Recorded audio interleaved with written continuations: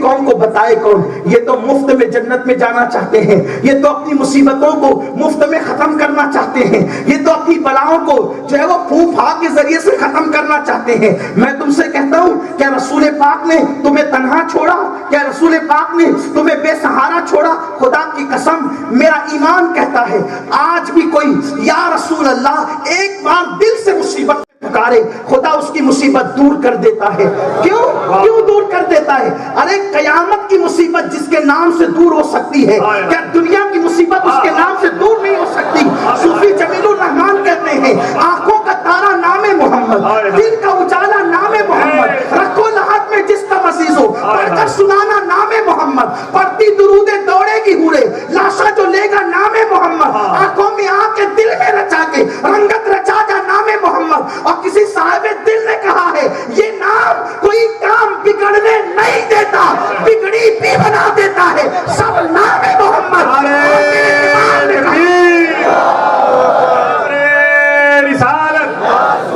میرے امام نے کہا واللہ وہ سنت، میرے امام نے کہا واللہ وہ سن لیں گے، فریاد کو پہنچیں گے، اتنا تو ہو کوئی کہ آہ کرے دل سے۔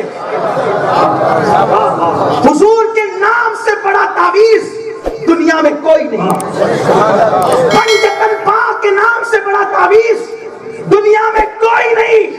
امام اہل سنت اعلی حضرت سے کسی نے پوچھا لے خمستن اطفی بیا حر الوباء الحاتمہ المصطفیٰ والمرتضیٰ وابنہما والفاطمہ، یعنی یہ پنجتن کے جو نام ہے وہ دروازے پہ لکھنا کیسا؟ تو میرے امام اعلی حضرت جس کو تعویذات کی کمی نہ تھی، جو قرآن مقدس کی صورتوں کو کم نہیں جانتا تھا، جس نے صرف 27 دن میں پورا قرآن حفظ کیا، وہ امام جو 108 علوم و فنون کا ماہر تھا، وہ امام جو ان 108 علوم میں کئی علوم کا خود موجد تھا، بغیر کسی کے سکھائے سے خود ید تولا رکھتا تھا، بلکہ یوں کہوں اللہ نے جس کو علم لدنی عطا کیا تھا، اس امام سے کسی نے پوچھا لیکن بیا حر الوباء الحاتمہ المصطفیٰ والمرتضیٰ وابنہما والفاطمہ، یہ دروازے پہ لکھنا کیسا؟ فرماتے ہیں میں نے کیا، میرے پیر کے آستانے پر بھی یہی لکھا ہوا ہے اور فقیر نے بھی یہی لکھ رکھا ہے۔ کیا پنجتن کا نام، پنجتن کے نام سے بڑا بھی کوئی تعویذ ہو سکتا ہے، لیکن وہ زبان تو ہو، وہ دل تو ہو۔ آپ جانتے ہیں پیر مہر علی شاہ گولڑوی نے اپنی کتاب میں لکھا اور غوث العظم دستگیر کے حوالے سے لکھا، وہ غوث پاک جو فرماتے ہیں مصیبت میں جو میرا نام لے لے میں ضمانت دیتا ہوں مصیبت ٹل جائے گی۔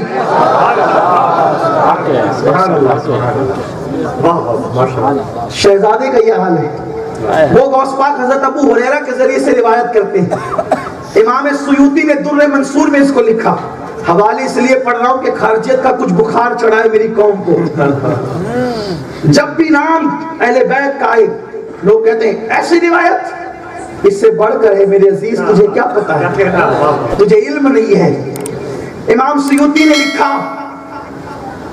حضور غوث العظم نے حضرت ابو ہریرہ کے حوالے سے بیان کیا، کیا سنیو سنو، اس سے بڑھ کر کے کوئی تعویذ تمہیں دے نہیں سکتا۔ میرے امام کی محفل میں آئے ہو، اپنی مصیبتوں کا حل لے کر جاؤ، اپنی مشکل کشائی کا طریقہ لے کر کے جاؤ، مشکلیں کیسے حل ہوگی، اور اللہ نے یہ طریقہ سکھایا۔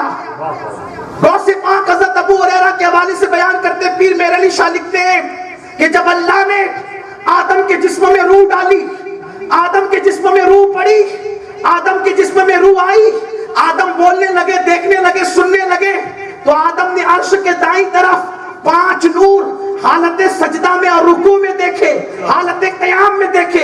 عرض کی اللہ مجھ سے پہلے یہ 5 نور کیا ہیں؟ خدا نے فرمایا ایک محمد کا نور ہے، ایک علی کا نور ہے، ایک فاطمہ کا نور ہے، ایک حسن کا نور ہے، ایک حسین کا نور ہے۔ سنیو جن کو تم پنجتن پاک کہتے ہو، خدا نے وہ 5 نام گنائے اور ارشاد فرمایا آدم ان کے نام یاد کر لے، جب تجھ پر مصیبت آئے تو ان کے وسیلے سے دعا کرنا میں قبول کروں گا۔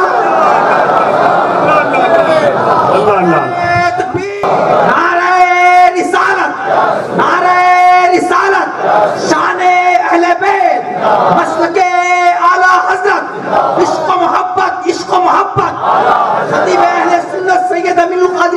قبلہ، نعرہ تکبیر۔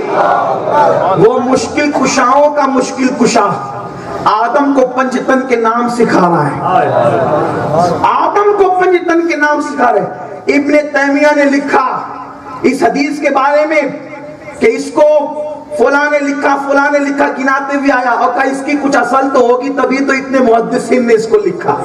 یعنی ابن تیمیہ جس کی تصدیق کرتا ہے، میں نے وہ حدیث پڑھی آپ کے سامنے۔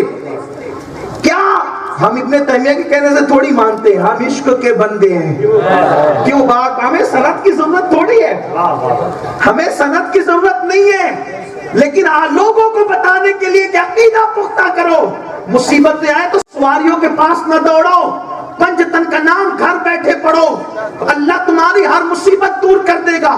اور ڈھول مت پیٹو، ڈھول پیٹنا کوئی عقیدت نہیں، سنیو دل پہ لکھ لو، ارے جن کے گھر کی شادیوں میں ڈھول نہ بجے ان کی شہادتوں پہ ڈھول کیسے بج سکتا ہے؟ مجھے بتاؤ تو صحیح کہ امام حسن کی شادی میں ڈھول بجا، کہ امام حسین کی شادی میں ڈھول بجا، کہ سیدہ فاطمہ کی شادی میں ڈھول بجا؟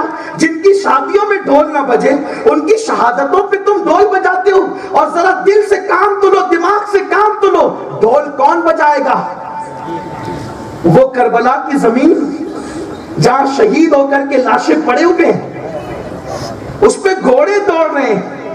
تمہیں معلوم ہے کربلا کی 11ویں شب جس کو مورخین نے شام غریبہ لکھا ہے، اس کو آسانی کے ساتھ کوئی بیان نہیں کر سکتا، اس کو بیان کرنے کے لیے جگر گردے کا کام ہے۔ ہمت جواب دے جاتی ہے، قلم تھر تھر کانپنے لگتا ہے، لوگوں کی چیخیں نکلنے لگتی ہے۔ دنیا میں اس سے پہلے اتنا ظلم نہیں ہوا تھا، اور نہ اس کے بعد اتنا ظلم کا تصور کیا جا سکتا ہے۔ جس کو جو تم ڈھول کی رات مناتے ہو وہ تاریخ میں شام غریبہ کے حوالے سے ہے۔ میں ہلکا سا اس کا نقشہ کھینچنا چاہتا ہوں اور اپنے اسطورمان کی طرف پڑھنا چاہتا ہوں۔ اب اسطورمان کی طرف کیا پڑھوں، بلکہ وقت ہی تمام ہوتا ہے، میں اپنی گفتگو کو تمام کرنے کے لیے چلتا ہوں۔ ذرا دل کے کانوں سے سنو سنیو، اگر اہل بیت کی محبت میں تمہارا دل سرشار ہے، ڈھول بجانے والوں، ماہ محرم کے اندر سواریاں نکالنے والوں، اپنی عورتوں کو بے پردہ گھمانے کے لیے نکالنے والوں، اپنے مذہب و مسلک کا مذاق اڑانے کا دوسروں کو موقع دینے والوں، اللہ اکبر، آپ ذرا دیکھو